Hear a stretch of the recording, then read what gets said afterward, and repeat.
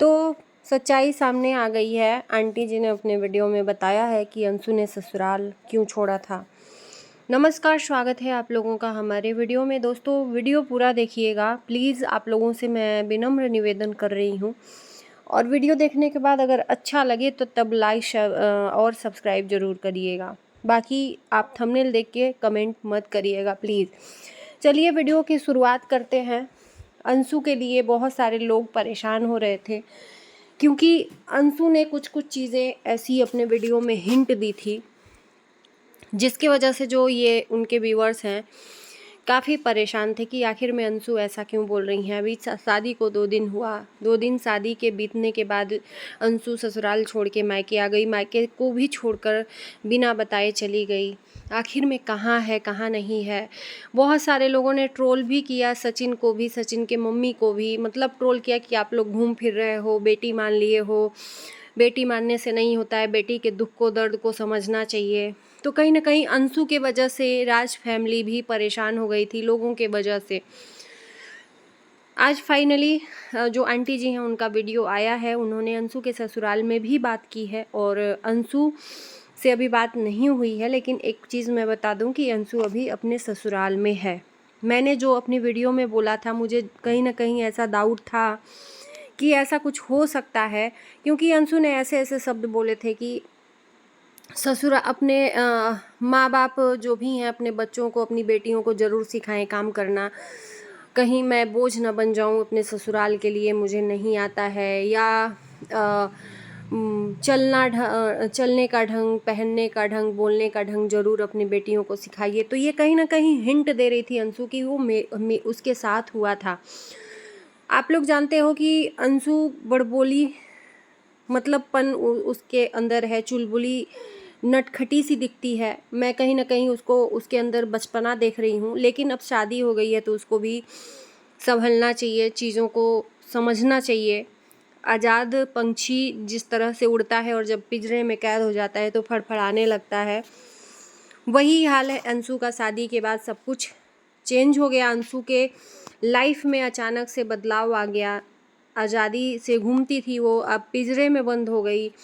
अपने मन से जीती थी वो, अब दूसरों के मन से उसको रहना पड़ेगा। ये सब चीज़ें थोड़ा सा अनकंफर्टेबल महसूस करने लगी थी अंशु। इसलिए अब ससुराल में देखो यार, ससुराल में तो चीज़ें लोगों, अब ससुराल के हिसाब से ही चलनी पड़ती हैं। तो सास अगर आपको नहीं आता है तो सिखाएगी, आपको चलने का ढंग सिखाएगी, बोलने का ढंग सिखाएगी, खाना बनाने का ढंग सिखाएगी, ये सब सिखाएगी। तो ये सब मुझे लगता है, जैसे आंटी जी ने बोला कि इन्हीं सब वजहों से अंशु को प्रॉब्लम आ गई, और कहीं ना कहीं सास के तानों से वो तंग आकर उलझन में जवाब शायद सास को दी हुई होगी, क्योंकि आंटी जी ने बोला कि जवाब नहीं देना चाहिए, बड़ों का लिहाज करना चाहिए, ससुराल वालों का लिहाज करना चाहिए। सास को अगर माँ बाप मानोगे तो वो भी आपको बेटी का प्यार देगी। तो ये चीज़ें हैं, ताली एक हाथ से नहीं बजती है कभी भी।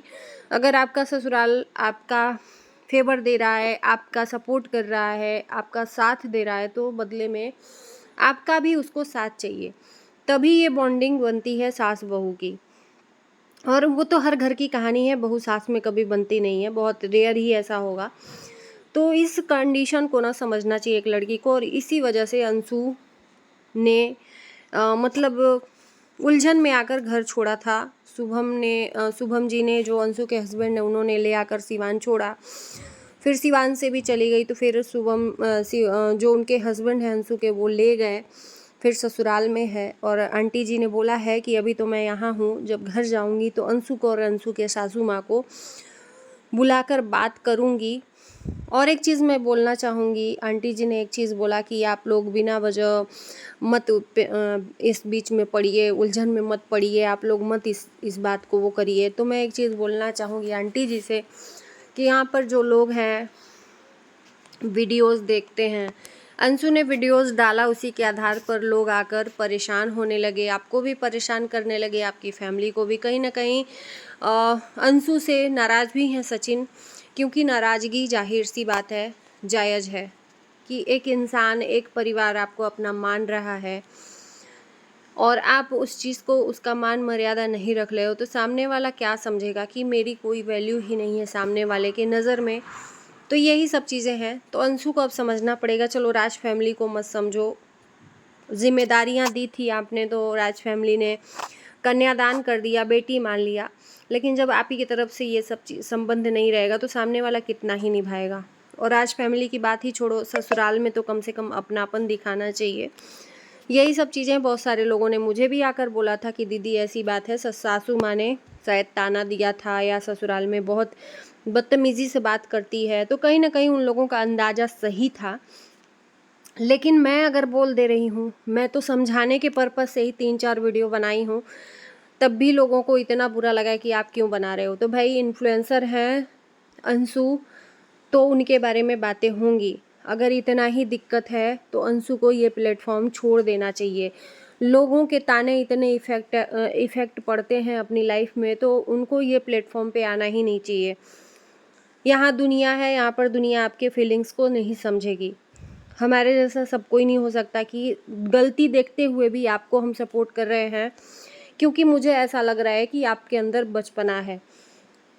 विश्वास करिए कि मुझे भी गलत लगा था अंशु का आना ससुराल से इतनी जल्दी छोड़ के, और आंसू बहाना। लोगों ने ये भी तक कह दिया कि इसको समझना चाहिए, उसके रिश्तेदार होंगे ससुराल वाले, क्या कहेंगे कि इतनी जल्दी ससुराल वाले इसको क्या है कर दिए हैं। तो बहुत सारी बातें हैं ऐसी। आपने ऐसा वीडियो बनाकर डाला कि जिससे लोग बोलने पे मजबूर हो गए।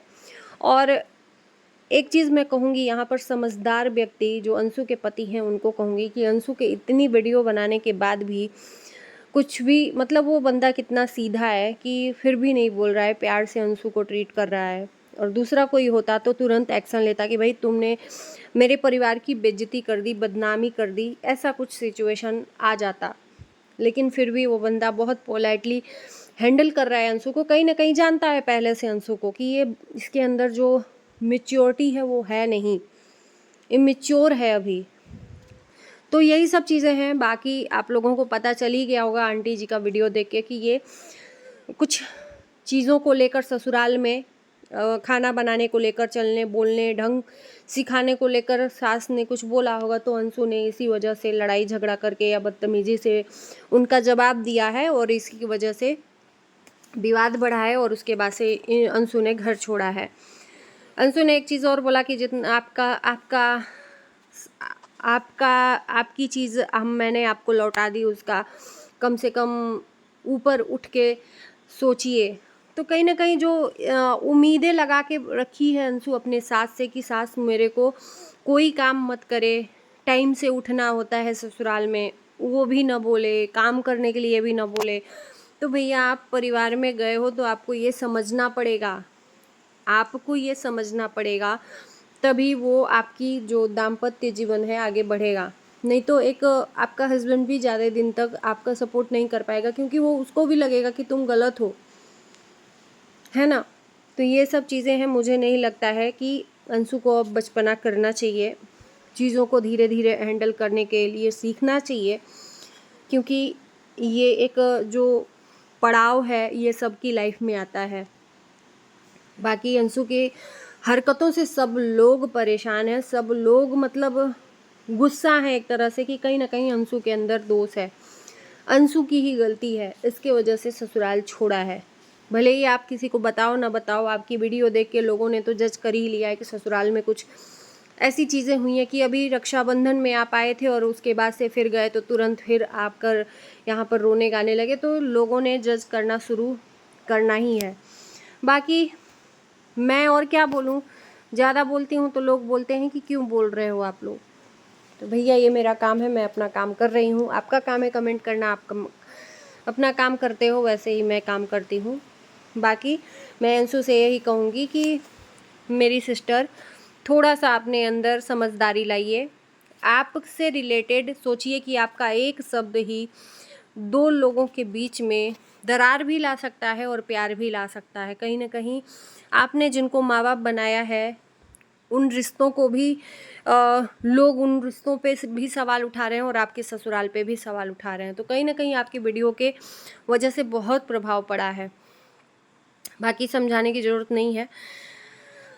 तो इस वीडियो को यहीं रहने देते हैं और मैं लास्ट में बताती हूँ कि इस वीडियो में मैंने ओवर वॉइस किया है, तो माफ़ करना आप लोग। मिलते हैं आपको नई वीडियो के साथ, तब तक के लिए बाय बाय।